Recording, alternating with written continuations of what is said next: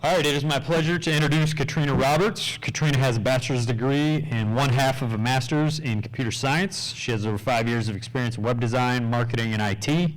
During that time, she has reviewed web applications, crafted computer-based training, and made websites and applications. In her free time, she enjoys watching horror movies and shows, drawing, writing, and drinking tea. And you can follow her at Pink Push Pop at Twitter. Take it away. Thank you. Hello, everyone. Today we're going to talk about what would Beyonce do? A privacy model. And I know what you're thinking, Beyonce, privacy, information security, what do these things have in common?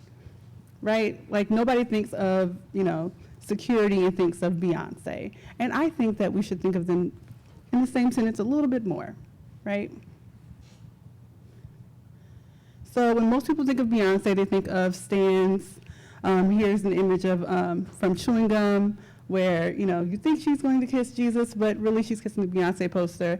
And a lot of people think of Beyonce in that manner, right? Of this, this super singer, star, dancer, all that kind of fun stuff. But the side of Beyonce that I want to talk about today is her privacy, right? She's a person who's very, very, she's very meticulous about her privacy. And one reason that we know this is because everything that is slightly related to Beyonce goes trends, it goes viral. Why? Because we don't have a lot of information about her, and people love her. They love her to death. It's kind of crazy. So one of the reasons that I came up with the idea for this talk was this story that I heard of a couple years back. This is from BuzzFeed, where it came forward that Beyonce changes her email every single week, right? Like there are professionals who dream about that level of of hygiene, right?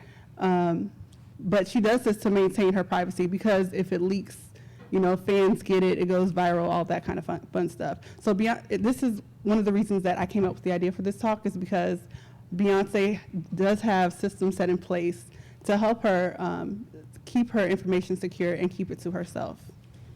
And I thought that because people love Beyonce so much that maybe associating her with their own security would be a way to help users everywhere. So here is our privacy model. What would Beyonce do? She would be thorough, right? She would get a bodyguard, keep an alter ego, and create a small circle, right? So if you notice the acronym here, BGKC, Beyonce, Giselle, Knowles Carter. So this is our privacy model here. So be thorough. This is a picture of Beyonce with her twins. This picture is from 2018. There are like 3 pictures of these kids on the internet, and people want to see more and more and more of them. She did post a lot of pictures of her firstborn child, Blue Ivy, but we don't really see too much of these kids. In fact, she posted a picture of 2 kids in her concert video, and it went viral. But it wasn't her kids. Basically she had like 2 twins come in for a photo shoot for her tour, and that picture went viral. And they weren't even her kids. They were just prop kids for her tour. And that's how much people want to see her kids. And she's very, very private about these 2 right here. We still get pictures of Blue Ivy, but we don't get too many pictures of these 2 twins. And I say that to say, be thorough, right? When you put out information, ask yourself, what are you using the service for? Why are you putting this information out there? Does the platform need that information, right? Does Beyonce fans really need to see her kids? No, they don't. They want to see her. They want to see them, right? They want to see her family, but they don't need it. And when it comes to applications and the things that you download and the softwares that you use, when you look at the permissions that they're asking for, consider it. Do they really need that information? Right? Does the platform need access to it? What are you using the service for? If you're getting free points for a food service, do they need to know your home address? Do they need that information? Are they going to use that? Are they delivering to you? Be very considerate of why you're giving your information to these different services and applications. And as the case is for Rumi and Sir, which are the names of her twins, the answer is often no, they don't need the information.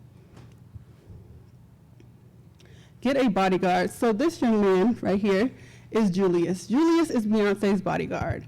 He does all of the heavy lifting for Beyonce wherever she goes. Like we said before, Beyonce has lots of rabid fans, and he, makes sure that she's able to do the things that she needs to do. And he is obviously her bodyguard. So your bodyguard in this case would be tools and software to help you manage your passwords, right? Do that heavy lifting for you, right? So different ways to keep your passwords and your information secure. That would be your bodyguard. So you can use multi-factor authentication. You can use a password manager. You can use YubiKey, which is a manner of securing your account, right? And this would be kind of your bodyguard. So instead of managing all these different passwords, because if you're not aware, you should have a different password for every account that you use. And to remember all of that, that's kind of infeasible, which is why you would use a bodyguard, right? Or a password manager or something of that nature. An alter ego. This is Beyonce during her Sasha Fierce phase. This is an album that she had out. Sasha Fierce is one of her alter egos. There's also Beyonce, right? An alter ego in music normally is, someone that is, another expression of yourself, right? So, Christina Aguilera has Xtina. There are different artists that have alter egos. And while for artists, an alter ego serves as a creative purpose, for our purposes and with our privacy, an alter ego serves to keep our information safe, right? So let's say we have a lot of ladies in the audience. Sometimes when ladies go out, we use an alter ego, a club name, right, to keep our information safe whenever we go out, right? So we might meet a guy, he might seem nice, but he might be a little crazy, so we give him the club name, which is like a predestined, name or information that you have when you go out. And when you're online, if there's an account that you have that doesn't necessarily need all of your information, it would behoove you to use an alter ego for that account, right? So let's go back to the food example, right? Let's say you want points for KFC. Does KFC need to know where you live? No. Do they necessarily need your real name? Maybe. I highly doubt they really need your real name. But just be mindful of the information that you're giving out, and if you can give out information that will keep your information safe, like let's say KFC had a leak in their information. If you gave them your real name, that means that your real information is out there. Someone could use that to try and hack you. If you give them this alter ego, they don't have that real information if someone hacks that software or that application. So that was why you would use an alter ego. So once again, consider what the app needs, versus what it wants. Minimize the amount of information about you online, and that way you are less exposed if something does go wrong.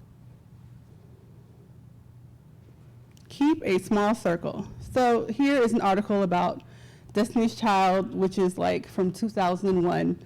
Destiny's Child hasn't been together in a while. And a R. Kelly collab they did a while back, right?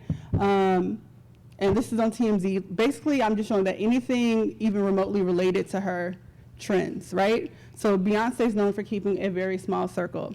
And how that relates to our privacy is keep a small number of applications that you use. Know what information you have online, and know where you have accounts. If you're not using the account, delete the account. If you have an account and you need it, but you don't really use it that often, make sure you associate it with your password manager or something of that nature, just to make sure that you know what information you have online, and keep it as small as possible. Don't just have accounts created everywhere, and all of a sudden you're involved in data leaks that you might not need to be in, right? So close old accounts you don't need anymore, update weak passwords, delete accounts that you don't use. Keep a small circle. And yeah, any questions?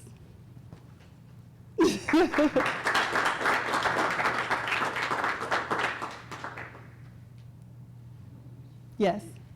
I've heard that there's companies that people can hire, and in particular, parents have hired these to go back and clean up the kids' accounts because they posted a bunch of junk they don't want the colleges to see when they start applying. Do you know anything about those companies? No, I don't know too much about those companies. I do know people do like to go back online and kind of clean stuff up when they start looking for college and things of that nature. And that's a very good point. You know, you never know what you have. If you keep those accounts low, or you know what you have online, and going back through it, it's very helpful for your online persona or what people know about you. Yes. What about, you mentioned like creating alter ego. Do you do that on like social media and stuff like that? Like, do you have alternate social media accounts, or do you have any experience doing that? Like, what do you mean by having an alter ego? Is that like signing up for like Pizza Hut delivery? You give like a fake name, or? Well, I think I probably went too far with the fake name, but like the fake name is more like the club example. For example, let's say if you have a pizza delivery account, right? They might ask you for what is what is your first address, or where were what's your mom's middle name, Yeah. right? Does Pizza Hut really need to know that information, Gotcha. right? Maybe you put in your grandmother's middle name, or something of that nature. Not necessarily that it has to be like this whole false alternate identity that you have to remember everything about, but just so that like if that data does go out, it doesn't reveal too much about you. Right. So in other words, don't hesitate to give out garbage information. Yes. That's a very nice way of putting it. Yes.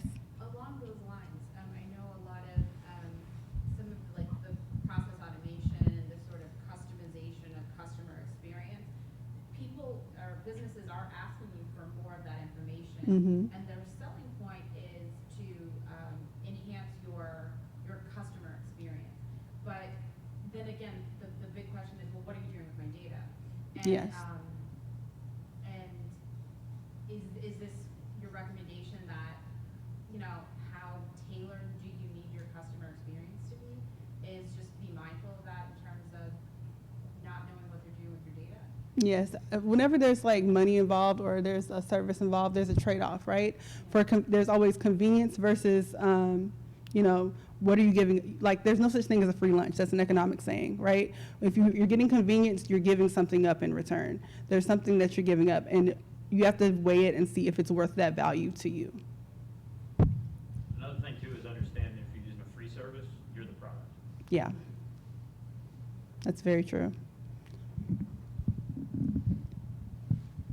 Oh. When you go to the gas station or a lot of the convenience stores now, they have these memberships, they get a membership card, you scan it, Yeah. you supposedly get points and you get sometimes discounts. Is that a way for them to sort of bypass the controls that credit card companies have on what information can be collected about you and what can be done with that? Is that Well, usually rewards cards are a way to track the information about you, so they can feed it into like a model, so that they can learn like more about your shopping habits, right? So for example, Walmart, they found out that dads were picking up diapers and beer at the same time, so they put the diapers near the beer. So now it's more convenient. Dads are more likely to pick up the beer when they go back and go get the diapers. So they're using that information to kind of tailor their services, and you're getting like a small discount, but they're going to make way more money because they're using your habits to sell you more stuff.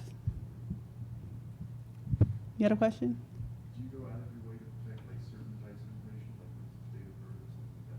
like date Date of birth, you can go out of your way to protect date of birth. There's some, honestly, like if you are getting like a free pizza or something for your birthday, usually it's like within a week or two of your birthday. You don't necessarily need it to be your exact birthday. Most places don't even check, honestly.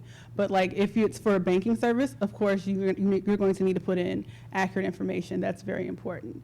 So it's really about weighing the benefits or the issues with why you're putting in the information. Do they really need this information? Is this something that I need to verify? Or is this something that's fun for them to give me an email once a year? Is this really information that they need? Did I answer your question? On the rewards thing too, like you can use a fake phone number. Like I usually increment my number by 1 or 2, and that's like my rewards number. So then you don't get as much robo dials and stuff. Seems here that it's like they turn on 2FA and they do text 2FA, even though it's the wrong phone number. You can't fix it because text 2FA is on. Yeah, you can get a Google number. There's different like services now that offer you like burner numbers and stuff like that, just so you can use different services. My pseudo is a good one for the iPhone. My pseudo. My pseudo. Yeah, I use it to give out. I made a burner number to give out to students. Like they got to reach out to me for teaching and stuff here. Yeah, because then like once, let's say you did order a pizza, right, and they didn't protect their data correctly. Now your information is out there with your phone number and all that kind of information. So it's really about like mitigating that risk. Like how much information do they really need? They need to, if they do need to contact you, of course, there needs to be a way to get to you, but it doesn't necessarily have to be your personal phone number. And actually, the last talk, the one that was right before yours, is a perfect little track here for a lot of these topics. Like he was talking about a lot of the aggregation of data from multiple. So not only do you got to be wary of what information you release to certain vendors, but if you release where you go to school to one and where you work on LinkedIn and personal stuff about you on Facebook, you start looking at all that stuff. Now I can get a pretty complete picture about what Katrina Roberts does, where she goes, how I can find her, that kind of stuff. Exactly, which is where the alter ego comes in place, right? If you have the alter ego, then some of that information is broken apart, right? It's not all, they can't piece it together because it doesn't match up. It makes it harder for them to match all that information up and create a profile on you. Yes. One thing that always seems to happen is I forget about accounts that I made and you've been on the internet like 20 years or something like that. Yeah. Like a year ago or something, I emailed about a Ubisoft, like a game company, had like a data breach, and I didn't even know I had a Ubisoft account. I was curious if you or anyone in the room had any approaches or ideas for how to find your old accounts and like deactivate them. Like, because you might have hundreds, so I'm just curious. Have you had any experience going back and trying to like disable or delete your old accounts on platforms? Yes. I keep all of my emails. I'm one of those people where I have like thousands of emails. And so I often still have you have this account email, and I'll go back and like, you know what, I'm not using this anymore. I'm still getting emails from these people about this account that I never use. Let me just go ahead and delete that. Or if one comes in, like a marketing email comes in, they're like, hey, you know, X, Y, and Z. I'm like, you know what, I'm not using this. Let me go ahead and delete it. Yeah, that's normally how I go about like trying to delete emails. But sometimes, you know, you don't know that you have an account, right? I got an email from Have I Been Pwned? And I was like, what? I didn't even know I had this account. But it was like an email list that I signed. It was just one of those weird email lists where you got joined to another list because they bought another. Yeah. So I'm like, oh, of course I'm in that, you know, in that breach. But yeah, it's really about just like when you see it, you just go ahead and like nip it out when you can. Pro tip on the privacy, because you're talking about data leaking from account to account. Like if you're a Gmail user, you can put plus at the end of your email address. So if I'm jack@gmail.com or whatever, if I'm putting that email address into Target, I can put, when they ask for my email address, I can put jack plus target@gmail.com, because Gmail gets rid of everything after the plus. Like Yeah. They don't care about the plus beyond. So if you put that in, and all of a sudden you start getting emails at Jack plus Target, because they'll keep that moniker when they email you, then you know, like if all of a sudden I'm getting an email from Walmart, getting an email from some local gas station, and it's going to Jack plus Target, you know Target sold your stuff to those people. And you can do it on your utility bills for snail mail. I change my name by like a letter. Like if my first name is Louis, I can make it Luis, or I can make it Louise or Lois, and then I know what vendors, whether it be Spectrum or Who's leaking the data? Hulu or whoever's leaking my snail mail address out, and then all of a sudden I get like, oh, Spectrum, you dirty people, I'm getting all this stuff to my Spectrum name. Technically, you got to be careful of that due to fraud and stuff like that, but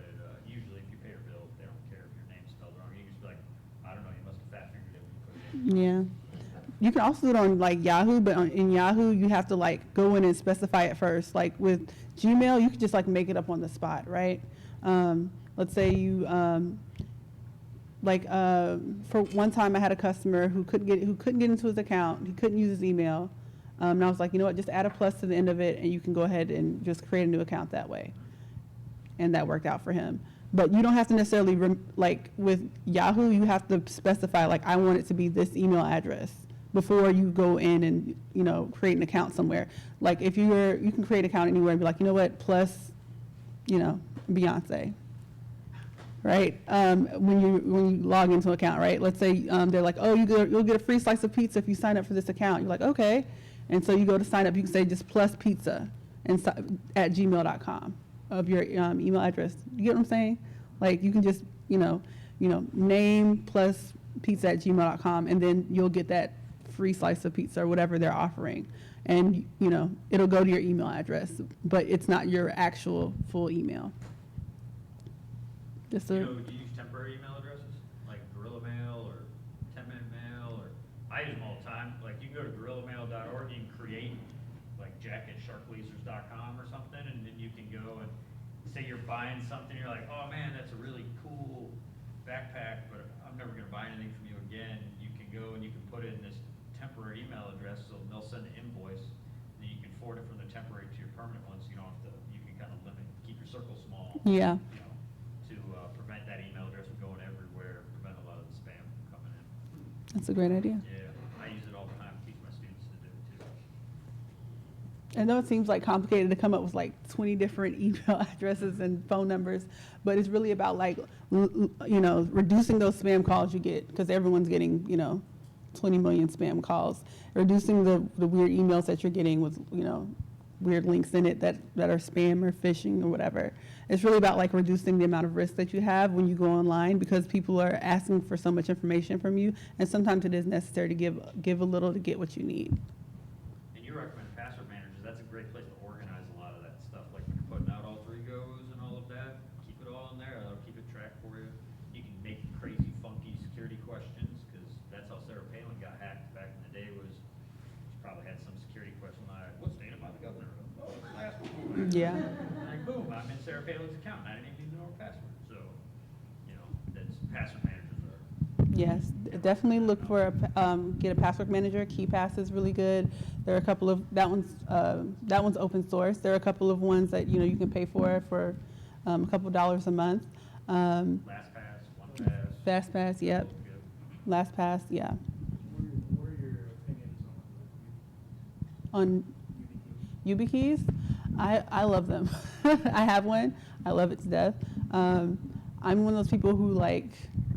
I just prefer like things to be as simple as possible, which is very difficult. But I think if you can get one, definitely get one, implement it. It's really like a physical password key, kind of. Like it stores all of your passwords. You plug it in, it logs you in, you're good to go. It's MFA, the MFA was on the cell phone and stuff like that. Yeah. Now the YubiKey that works with your phone, like it's got NFC, so you can hold it up to it, so you can actually use the YubiKey as your second factor when logging into stuff on your phone. I haven't set that up yet. I should look into that. Well, I know a lot of the old iPhone didn't support it for a long time, but I think they do now. But Android supported it for a while, so because a lot of people are like, oh, I want to log into this account, but my YubiKey, I don't have a USB port on my iPhone. Yeah. So now they've got it where it supports the near field communications. You just got to hold it up close, like you got your second token, and you're in. It's pretty sweet.